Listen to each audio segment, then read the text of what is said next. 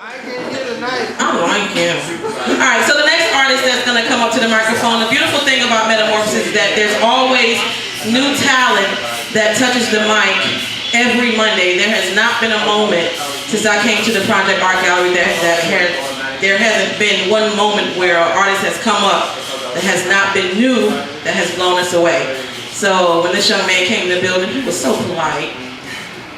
Fell in love with him, but I don't know. Mama, can I? Never mind. Just kidding. Please put your hands together for Pary Stone. All right, Pary.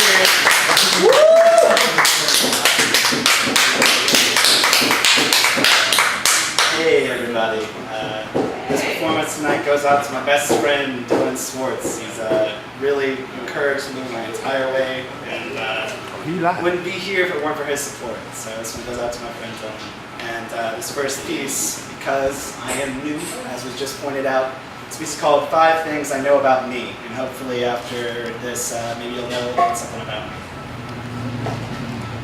1. I was born July 23rd, 1994, and when the air grasped my throat for the first time, I screamed. I screamed because the sudden exposure to sensory overload had stir-fried my circuitry. And when reality flips your fuse box for the first time, you've got to scream to make sure you have spark. 2. When I tell people my birthday, they say I'm a Leo, but I tell them I don't think so, because when I get nervous, my heart skips a beat, as if doubt had set up roadblocks along my vascular highways, and a lion's heart doesn't flutter.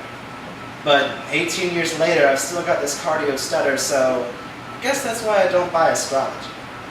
3. To me, God is a lot like a public school teacher, and religion is like a Monday morning pop quiz that none of us students really have all the answers for, and I think I might fail. So when I look around and see all these kids next to me all coming up with different conclusions, I guess I just want to be honest. I don't know. And I think that's okay, but I'll write down a little bit of truth. You see, my life is like a speck of stardust on your infinite timeline, and that's good enough for me. I don't know if I need God for it or not, but I'm willing to learn. 4. My father will never get to hear a single line of my poetry. And like a bittersweet barbiturate, that thought seeps its way into my dreams. There's a strange emptiness in growing up in the shadows of a man that you never really got to know. Here I am. 5. I'm still trying to find out who Pary really is. Wow.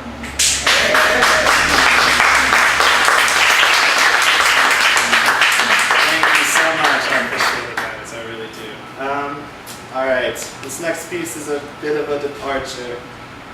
It's called US Airways, and it's about a lot of things, so let's do it. Hello, and thank you for choosing US Airways. Today's flight is a one-way trip to the American dream. I'm gonna have to ask that you all please remain seated. What's that, man? You don't fit. Oh, how could I forget? Today's flight seating is one size for all. If you don't fit, you're just going to have to deal with it. If you don't meet our parameters, one of our helpful staff will be along promptly to lop off those excess hopes you had for yourself.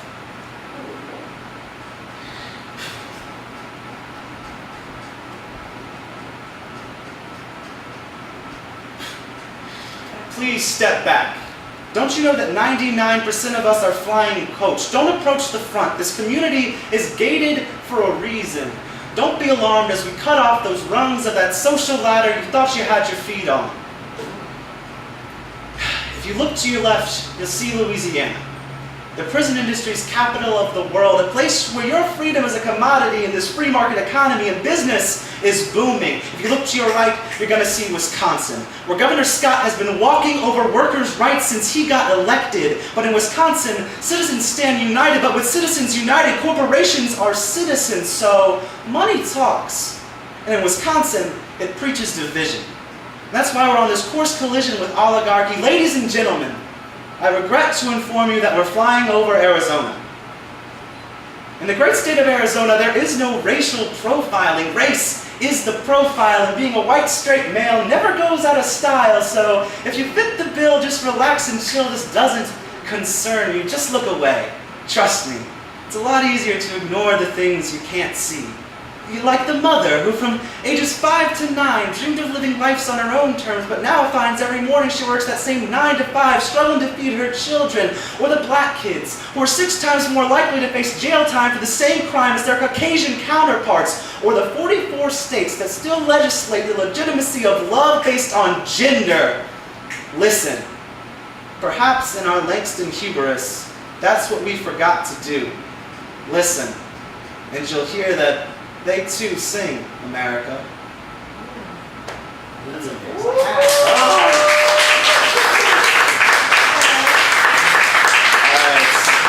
Thank you. Sorry for the mix-up. I'll try not to have that happen again. You're good. Alright. This next piece is called Reunion. And it's about a lot of people in my life. And August is kind of an odd time for me. 6 years ago, on August 6th, my father passed away. And every August since then, it's kind of the time where friends pack up if they're in school and go back to school and things like that. And so it's just a time for me that's kind of been about saying goodbye, about finding out, what's your next step from here. And so that's kind of what this poem's about. It's called Reunion. I hope you guys enjoy it. I'm afraid that as the wet heat of August fades into the modest chill of autumn, so too will my memories of you. Autumn is the beginning of nature's dormant stage. The leaves, which erupted with life in spring, born green and nurtured by starlight, now spark amber and burn orange, as they fall like cinders from the stars that birthed them. It's no wonder that upon seeing this, that we too want to go out in a blaze of glory.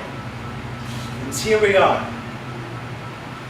I've been putting the inevitability of this day off into the distance for some time now, hoping that if I put this thought out of mind, I could keep this moment out of sight, but you'll be leaving soon. So I guess that's not going to work out. There's no doubt that the distance between us will be more than miles of concrete countrysides or stretches of barren streets. No.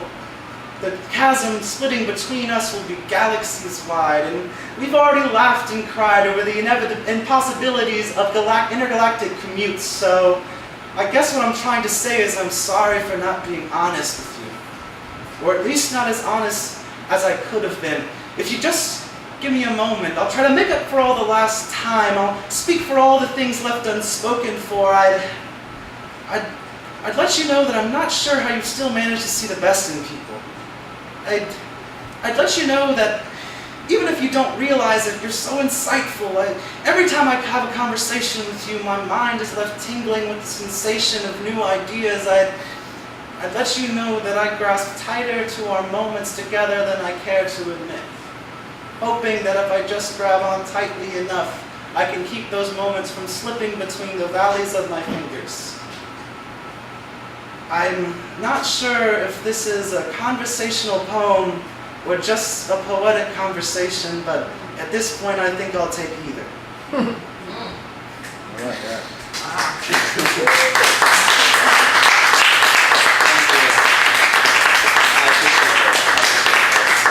Alright, this next piece is called Stranger, and I think that it speaks for itself.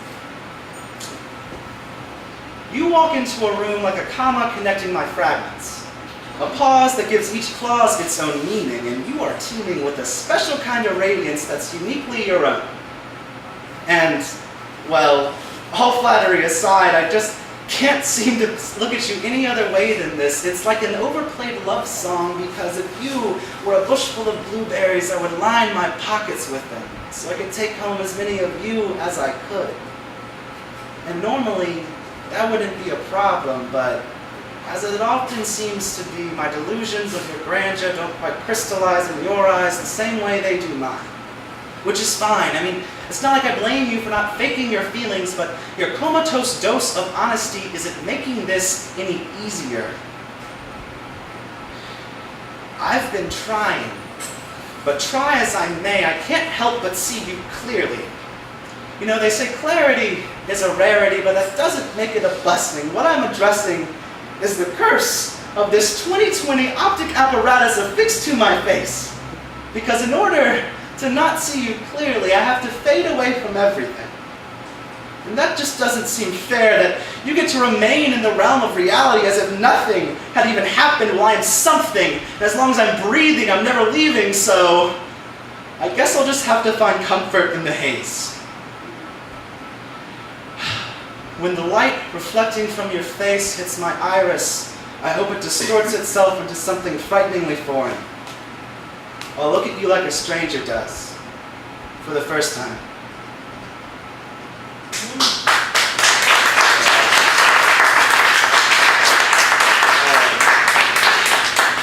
This last piece is called Counting Stars, and it's for anyone who's gone through grief.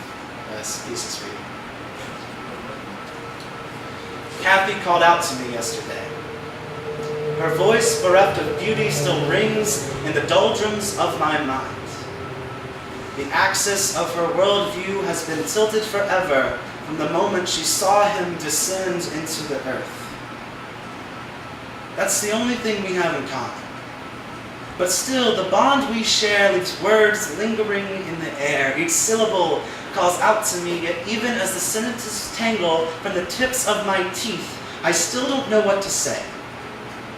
And so we sit in silence, only interrupted by the not-so-informed well-wishers, all wearing their Sunday's best to the worst Sundays of our lives. And it's then that I notice the tears streaming down her face. As if innocence had sprung a leak from her tear ducts, I watch as those tears crash like comets cascading across the contours of her crestfallen face. I see the memory of her father's life play out on the canvas of her mind. Each memory drops like tears, forming a stepping stone pathway to her father's early grave. And it's then that those sentences, tangling from my teeth, come pouring out of my mouth. I say, Kathy, you've got to hold on to that grief, because that pain is just love's unwillingness to let go. I say, Kathy, you've got to start counting the stars at night. And I know at first it's going to seem like those stars shine just bright enough to show you that you're alone, but trust me, you've got to keep counting. Because one day you'll realize that there are millions of others, and a lot of us have also lost mothers, fathers, sisters, or brothers. So, Kathy, celebrate our mutual recipes of existence, because we all breathe the same air and we all share the same sky, and count the stars with me once more. Maybe this time you'll realize the starlight shining like a cosmic candlelight vigil for love's lost. And maybe this time you'll realize that you are not alone.